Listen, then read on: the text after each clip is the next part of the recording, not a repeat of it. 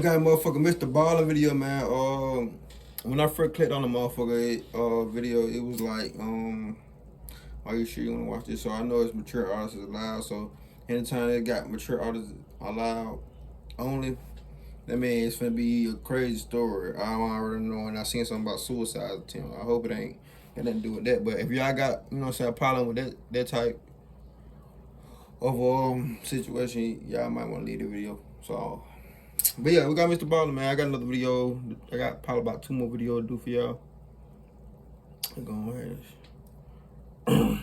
In the early 1980s, Richard Sumner was in his 20s, and he was a scenic designer for a major opera house just outside of London. Richard was a truly gifted artist. Basic information straight in his head, it would just get all jumbled up, and it was making his job exponentially more difficult. Initially, Richard assumed it must just be the product of working lots of long hours and being under lots of pressure all the time, but after taking a few days off from work, his mental focus did not come back.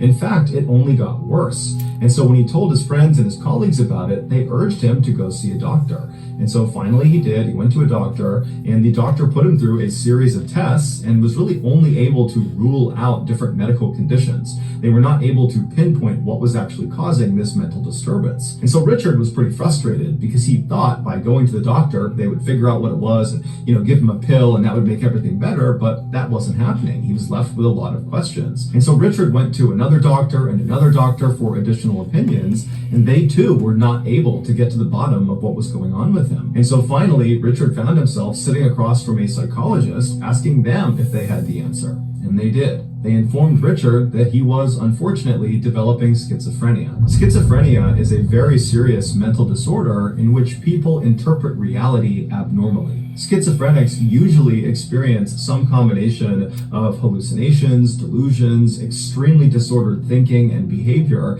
that can be disabling. Richard was horrified at this diagnosis, and he asked his psych, what can I do? How can I get better? And the psych would tell him that unfortunately there is no cure for schizophrenia. However, medical treatment has been shown to be very effective in some people, especially when it's caught early. And it seems like we're catching your disorder fairly early. And so Richard immediately began the medical treatment plan, and he seemed to be one of the lucky few that benefited tremendously from it. In fact, within just days of being told of this diagnosis, he was back to work at the opera house. But over the years, despite Richard diligently staying on his medical treatment plan, he just continued to kind of spiral because of this disorder, and it was becoming more and more apparent at work that Richard was just not the same anymore. He had lost that mental focus that he was known for, and he was perpetually fatigued. And so in 1996, so 12 years after his original diagnosis, Richard finally had to step away from his job at the opera house. He just couldn't do the work anymore. Although Richard was eligible for governmental assistance because of his schizophrenia, the money he would receive from those benefits would not be enough to cover the costs associated with living in his flat in London. And so he was forced to move back home with his family in North Wales. Even though his family welcomed him with open arms, Richard immediately felt like he was this huge burden to them, and within a year of having moved back home, Richard had fallen into this deep, dark depression,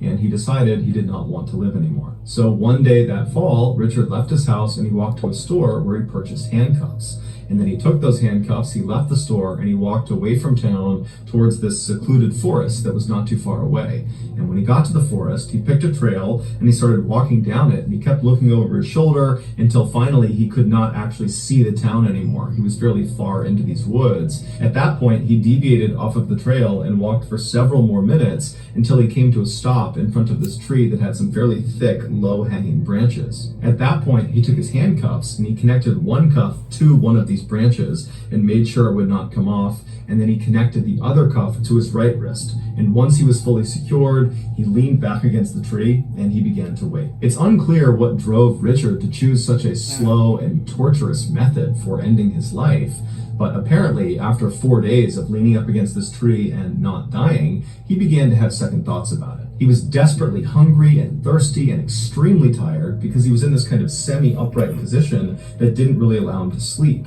and he just ached from standing and kind of hanging on his wrist for as long as he had been. And he was worried that he was still days away from dying. He also started to feel really bad about the effect his death would have on his family. They loved him, and even though they knew he was depressed, they were not thinking he was suicidal. And so this would be a huge shock, and it would be extremely upsetting for years and years to come. Richard also started thinking about the poor soul that was going to stumble across his body in the middle of the woods after he had passed. And he thought, what a terrible thing for someone to have to go through. And so on the night of the 4th day that he's been out in the woods chained up to this tree, Richard finally decides that he just can't go through with it. And so with his left hand, his free hand, he reaches into his pocket, he gets the handcuff key, and just a couple of seconds later, he's out, he's free. And so he hobbles his way back to the path, and he makes his way out of the forest and walks all the way home. When he goes inside, his sister is there, and she's totally shocked to see him. She sees the state he's in, and she's asking, are you okay? What have you been doing? Where have you been? We've been so worried. And that's when Richard confides in her that he had been in the forest and he had just attempted suicide. And so his sister is totally devastated at this news, and she tries to comfort him and remind him that she and the rest of the family loves him, and please, please don't attempt suicide again. We can get you help. We can put you in touch with professionals. We can do anything you want, but please don't do something you can't undo. Richard didn't make any promises to her, but he was very touched at how much she cared. He thanked her, he gave her a hug, and then he went to his room and he went to bed. The next morning when Richard got up, he had this sense that, he had just survived a suicide attempt. And so in many ways, he now had this new life he was living. And so what better time to kind of forge ahead and build a new life with the current construct and the current limitations that he had, and stop focusing so much on the life that he had lost back in London, because that life doesn't exist anymore. And so for the next couple of years, Richard did just focus on his new life in North Wales. He was diligent about keeping up with his medical treatments. He tried to spend time with his family. He was doing all the right things, but his schizophrenia only got worse. And one of the ways it was really manifesting itself in his life was this deep-seated paranoia that his family secretly did not want him in the house, that they looked at him as this parasite, as he called it. And so he really developed this awful view of himself, and he fell back into a very deep state of depression, and before long, he was suicidal again. And so in 1999, which is 3 years after his first suicide attempt, Richard decided he would try again. He got his handcuffs and he left the house without talking to his family. Wait, he tried again? And so in 1999, which is 3 years after his first suicide attempt, Richard decided he would try again. He got his handcuffs and he left the house without talking to his family, and he walked to that secluded forest on the edge of town. He went down the trail, he veered off, he found a tree with some sturdy, low-hanging branches, and he cuffed himself to it and began the long wait. But after only being there for a couple of hours, Richard started to have those same second thoughts he had while he was out here in his first attempt. He started to worry about his family, and he worried about the person who was going to find his body, and he couldn't help but think about how painful and miserable those 4 days had been when he was out there waiting to die. And so after agonizing over what he should do next, Richard ultimately decided that, again, he just couldn't go through with it, and so he pulled the key out of his pocket, he undid the cuff, and he left the forest. You gotta get real help, man. After this second suicide attempt, Richard again tried to find meaning in having this new life, but he just couldn't shake this growing paranoia brought on by his schizophrenia that his family secretly wanted him to leave the house, that he was this parasite and that they all hated him, he was this terrible person, and it was just overwhelming for Richard. And so eventually he would actually confide in his sister that he felt this way, that he felt like he was this leech on the family. And she would say, "No, Richard, we love you unconditionally. We want you here. Do not leave. This is your home." But Richard just couldn't believe her. That paranoia was so strong, he just couldn't see reality for what it was. And so in April of 2002, which was 3 years after his second suicide attempt, Richard grabbed the handcuffs and headed out for another attempt. But after securing himself to a tree in the middle of the forest, once again, his conscience cut through all the chaos inside of his mind. And I think after that second time, I think the family should have just checked him to a mental hospital for a couple weeks or so, man. Get some treatment, cause ain't no way. told him, don't do it. And he listened. But this time, after freeing himself and getting back home, he didn't feel any sense of relief or any desire to kind of live this new life he's been given. Instead, he longed to be back in the forest, chained up to a tree. He confided in his sister that he had now tried suicide 3 separate times, and he was just at a loss for what he should do next. And so, of course, his sister is totally shocked and saddened by this news, and she tells him over and over again how much she loves him, and please do not go back in that forest, do not hurt yourself. And in fact, his sister would go on to tell the rest of the family about these suicide attempts. And so before long, the whole family is telling Richard how much they love him and that he's not a parasite. Let us know how we can help you, or let us connect you to someone who can.